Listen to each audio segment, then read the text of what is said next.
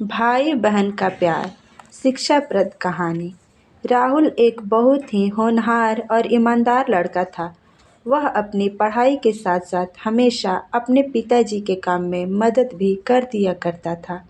ऐसे तो वह बस सिर्फ 12वीं कक्षा का छात्र था, लेकिन फिर भी उसमें गजब का आत्मविश्वास था कि वह अकेले ही अपने पिता का काम भी संभाल लेता था और साथ में पढ़ाई पर भी ध्यान देता था। राहुल की माँ की मृत्यु 3 साल पहले ही हो चुकी थी। उसकी एक छोटी बहन थी जो स्कूल जाती थी, लेकिन कभी-कभी इसे भी स्कूल से छुट्टी लेनी पड़ती थी क्योंकि राहुल के पिताजी सही समय पर उसके स्कूल की फीस जमा नहीं करवा पाते थे। छोटी बहन राधा को पढ़ाई का शौक नहीं था, लेकिन फिर भी अपने भाई के कहने पर वह पढ़ाई करने लगती थी। एक दिन राधा के पड़ोस में रहने वाली उसकी सहेली ने उसे अपने बर्थडे में आने के लिए कहा। साथ ही में उसे रेड कलर की ड्रेस पहनने को कहा क्योंकि उसकी बर्थडे पार्टी की थीम रेड कलर थी। राधा इतनी समझदार नहीं थी, वह बार बार अपने भाई से जिद करने लगी, भैया मुझे नई ड्रेस चाहिए। कल मुझे अवनी के बर्थडे में जाना है जहाँ रेड कलर पहनना होगा। ऐसे में अगर मैं नहीं पहनूंगी तो लोग मेरी हंसी उड़ाएंगे और मुझसे कोई दोस्ती नहीं करेगा। राहुल बोला, अरे ड्रेस से क्या लेना देना है, तू बस उस पार्टी में जाकर मज़े करके आना। राधा रोते हुए बोली, नहीं भैया, मुझे तो वही ड्रेस चाहिए, नहीं तो मैं बर्थडे पार्टी में नहीं जा पाऊंगी। राहुल अपनी बहन से बहुत प्यार करता था और इसी वजह से उसने अपनी बहन के लिए नई ड्रेस लाकर दे दी जो लगभग 1800 रुपये की थी और जिसके लिए उसने अपने दोस्त से उधार भी ले लिया था। ऐसे तो वह बहुत स्वाभिमानी था, लेकिन अपनी बहन के आगे वह कुछ भी नहीं कर पा रहा था। राहुल के पिताजी बोले, तू अपनी बहन को बिगाड़ते जा रहा है। दिन ब दिन उसकी ख्वाहिश बढ़ती ही जा रही है। देख बेटा, उसके अंदर भी तो यह समझदारी होनी चाहिए कि वह हमारी मजबूरी को समझ सके। हम इतने पैसे वाले नहीं हैं। राधा यह सब बातें दूर से ही सुन रही थी। उसे यह सुनकर अच्छा नहीं लगा कि उसके पिताजी ने उसे कुछ भी देने से मना किया और उसे समझदार होने की बात की। राधा के हिसाब से तो वही सबसे समझदार लड़की थी। उसने अपने पिताजी और भाई की मजबूरी को सुनते हुए भी नज़रअंदाज कर दिया था, क्योंकि उसे तो अपनी मनमर्जी का हर वह सामान मिल जाता था जो वह चाहती थी। राहुल दिन भर अपना काम करता और रात में पढ़ाई किया करता था। वह अपनी पढ़ाई को छोड़ना नहीं चाहता था। एक दिन वह पढ़ाई कर रहा था, अचानक उसके दोस्त रमन का फ़ोन आया। उसने कल होने वाली पार्टी में राहुल को चलने के लिए कहा, पर राहुल ने मना कर दिया। रमन बोला, अरे चल ना यार, वैसे भी तू रोज़ रोज़ काम करता है, कभी हम दोस्तों के लिए भी समय निकाल लिया कर। राहुल ने कहा, हाँ हाँ, क्यों नहीं, मैं भी तुम लोगों के साथ चलना चाहता हूँ, लेकिन क्या करूँ, मजबूरी है। मेरे पास तो पहनने के लिए अच्छे कपड़े भी नहीं हैं और ना ही मैं अपने पिताजी को ये जताना चाहता हूँ कि मेरे पिताजी परेशान हो जाए। रमन के बहुत कहने पर भी राहुल तैयार नहीं हुआ। वह अपनी पढ़ाई पर ही ध्यान लगाना चाहता है। यह सब बात सोते हुए राधा सुन लेती है। उसे थोड़ा थोड़ा अफसोस होने लगा कि जो भाई उसके लिए सब कुछ करने को तैयार रहता है, वह खुद के लिए कभी भी कुछ नहीं कर पाता। इसी में अचानक ही राहुल के पिताजी को किसी दूसरे शहर जाना पड़ा, जहाँ पर कुछ ज़रूरी काम आ पड़ा था। एक दिन राधा ने राहुल से कहा, भाई मेरी सहेली बता रही थी कि शहर के मॉल में एक बहुत अच्छी प्रदर्शनी लगी है, जहाँ पर बहुत तरह तरह के डिज़ाइनर कपड़े मिल रहे हैं, वह भी सस्ते दामों में।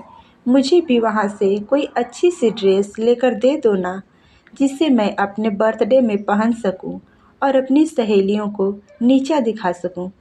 राहुल ने कहा, राधा तुम यह गलत सोच रही हो। हमें कभी किसी को नीचा नहीं दिखाना चाहिए, बल्कि अपने कर्मों पर भरोसा रखना चाहिए। राधा जिद करके बोली, भैया आप ही मुझे नई ड्रेस दिला सकते हैं, नहीं तो पिताजी तो हमें लेने ही नहीं देते। दिन भर अपनी मजबूरी बताते रहते हैं और कभी मेरा ध्यान भी नहीं रखते हैं। राहुल उस समय चुप हो गया क्योंकि उसे अपने पिताजी की मजबूरी अच्छे से मालूम है, लेकिन छोटी बहन राधा इन सब बातों से अनजान थी। तभी राहुल को ख्याल आया कि उस प्रदर्शनी में जाने के लिए महंगे पास की ज़रूरत पड़ती है, जो उसके पास नहीं है। ऐसे में वह दौड़कर अपने गुल्लक को टटोलने लगता है और एक-एक करके पैसे जोड़ने लगता है, ताकि वह अपनी बहन के लिए उस प्रदर्शनी के पास उपलब्ध करवा सके। यह सब देखकर राधा का कलेजा फट गया और वह ज़ोर-ज़ोर से रोने लगी। उसे रोता हुआ देखकर राहुल दौड़कर राधा के पास गया और पूछा, क्या हुआ? तुम इस तरह से क्यों रो रही हो? राधा रोते हुए बोली, आज तक आपने हमेशा मेरी खुशियों का ख्याल रखा। हर वह चीज़ मुझे दिलाई जो मैं मांगती रही, लेकिन कभी भी मैंने आपसे यह नहीं पूछा कि आखिर आप इन पैसों का इंतज़ाम कहाँ से करते हैं।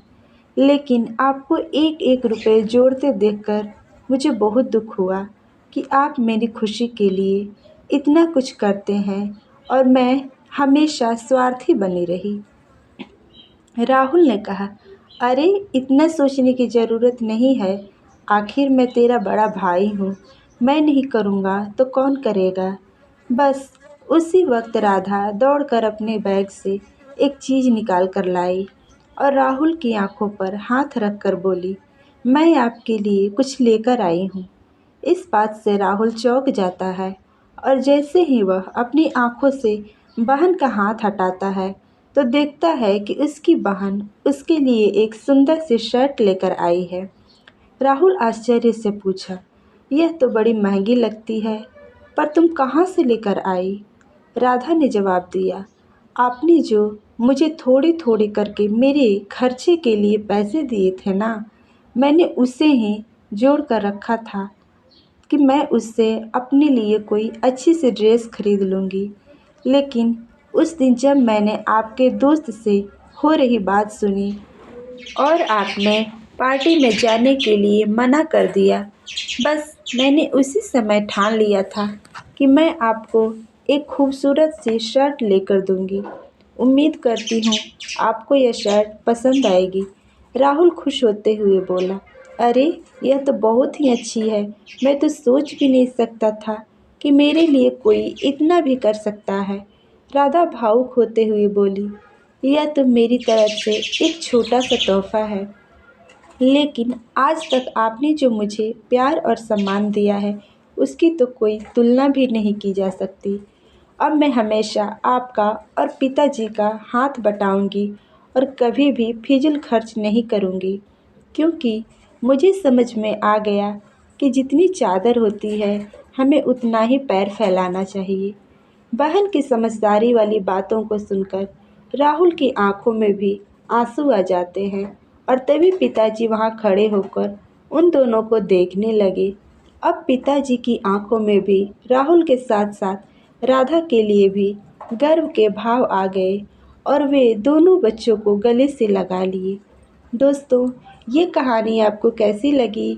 कमेंट करके ज़रूर बताएं। कहानी पसंद आई हो तो लाइक करें, शेयर करें और पहली बार हमारे चैनल पर आए हैं तो सब्सक्राइब ज़रूर करें। कहानी को अंत तक देखने के लिए आपका बहुत बहुत धन्यवाद।